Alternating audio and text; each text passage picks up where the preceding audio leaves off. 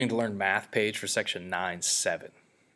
Number 1 asks us to state theorem 9.10. Use the diagram to explain why this theorem makes sense for these similar triangles. So they're telling you these triangles are similar. You could use side, side, side. You could use side, angle, side to show that. What is theorem 9.10? Theorem 9.10 tells you that the scale factor of these triangles is the same as the ratio of the perimeters. So you need to write that. Now, what is the scale factor? If I take the smallest side from this triangle, that would have to go with the smallest side from this triangle, which just happens to be 42. It's not always left side to left side. So the scale factor is 1 to 2. Now, what's the ratio of the perimeters? Let's add up all the sides. 21, 28, 35. Add those together, divided by 42, 56, and 70. Now, I don't need a calculator for this because I can see that's 1 to 2, that's 1 to 2, that's 1 to 2. But I'm going to type it in just to show you. 21, 28, 35 divided by 42, 56, 70. Change this to a fraction. 1 to 2. So notice how the scale factor, that's any pair of corresponding sides, is the same thing as all of the sides added up and written as the same ratio.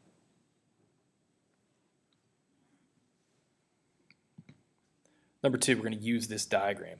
Name the 3 segments that join the midpoints of the sides. Well, the 3 midpoints are those segments. Not because it looks like it, but because of the marks. The marks prove that those are midpoints. So these 3 segments join those midpoints. Those are called mid-segments. So we're talking about segment UV, segment VW, and segment UW.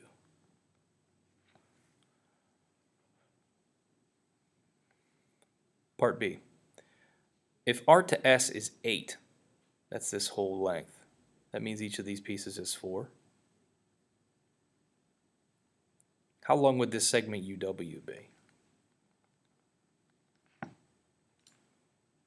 Remember how that goes. If that's 8, these are 4, this is 4 also. This guy is half of that guy. So U to W is 4. R to U is 3. That means this is 3. So the whole thing's 6. That means this piece is 3. T to W, that's this guy. They say it's 5. So that's 5. So the whole thing's 10.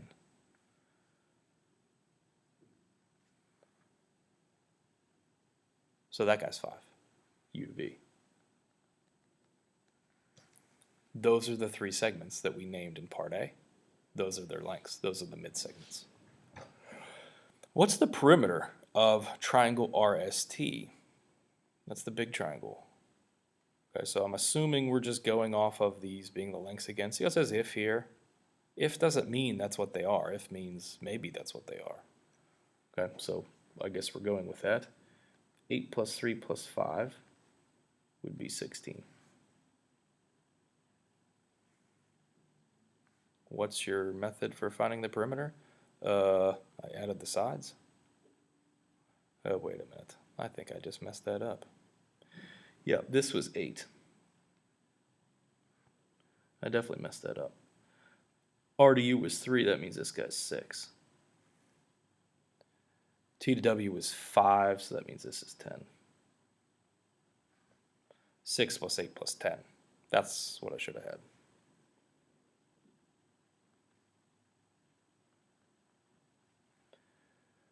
All right, so 24 is what we're looking at. Sorry about that. Part D, what is the perimeter of the little triangle? Well, the little triangle are these numbers added together. 3 plus 4 plus 5. What's your method for finding the perimeter? I added those numbers. Part E, how is the perimeter of the big triangle related to the perimeter of the little triangle? Well, if you write the ratio of perimeters, you get 2 to 1. And that should make sense because this is in a ratio of 2 to 1. This is in a ratio of 2 to 1. This is in a ratio of 2 to 1.